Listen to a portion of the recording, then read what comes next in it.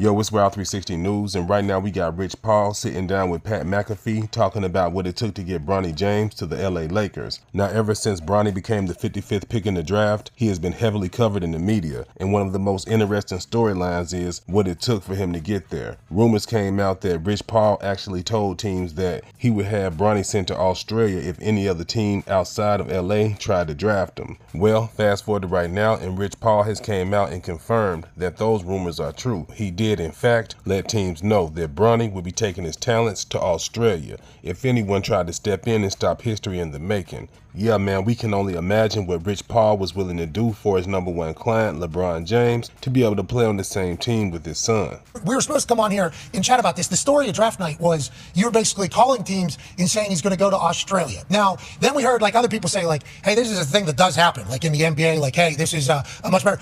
How much of that is true, and what are those conversations whenever you're talking to teams on those types of emails?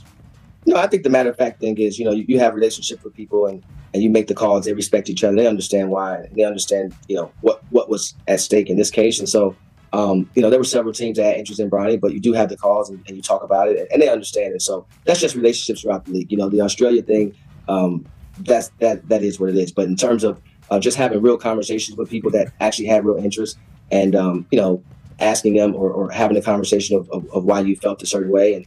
And it goes both ways. Sometimes they go my way, sometimes they go their way. So we help each other in that regard. Yeah, you represent more than just one person. So there's a lot of conversations potentially taking place. The Australia thing is what it is. Hysterical line. I just want to let you know that is a funny. I mean, he doesn't mind. It's a beautiful place. We've got a house already picked out. Yeah, nice. Not a problem at all. That is hysterical to think about those conversations taking place. Look, obviously, I know he wants to make shots, and he will make shots. But again, it's just about building great habits.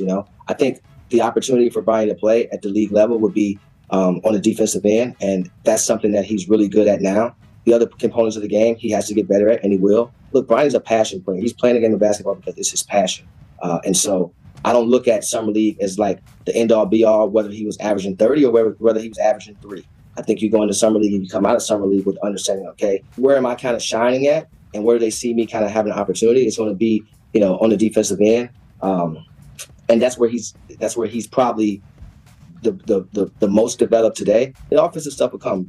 Yeah, man, so there you have it. No one at the Lakers organization is looking for Bronny to be the scorer. They brought him in to be a defensive guy because that's where his strengths are. But with that being said, Bronny just hit a career-high 12 points in his last game against Atlanta. And with his dad being LeBron, I doubt Bronny grew up having dreams of being a defensive player. Nah, man, he wants to put the ball in the basket the way his pops does. So in my opinion, Bronny needs to use his summer league experience to heat up his shot, to really show the team that he can be more than just a defensive player, because right now that's where they got him pegged. And I'm pretty sure he wants to be more than that. But y'all tell me what y'all think about it. Drop a comment, like the video. Wild 360 News, we out of here. Peace.